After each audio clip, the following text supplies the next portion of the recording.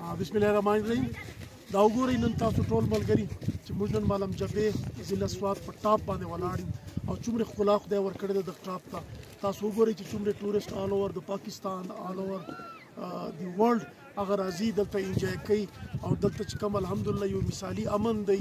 او تاسو وګورئ چې د صوبایي ګورنمنټ خیبر پښتونخوا او د موږ د آی جي کې پی او د ټوریزم ډپارټمنټ یو دومره بهترین انیشیټیو دی چې پهله ځل هغوی دلته ټوریزم ډیولپ کولو دپاره او ټورست فیسیلیټیټ کولو دپاره د موږ ټوریزم پولیس هم انټروډیوس کړی دی او دا د ټوریزم ځوانان هم ما سره ولاړ دي.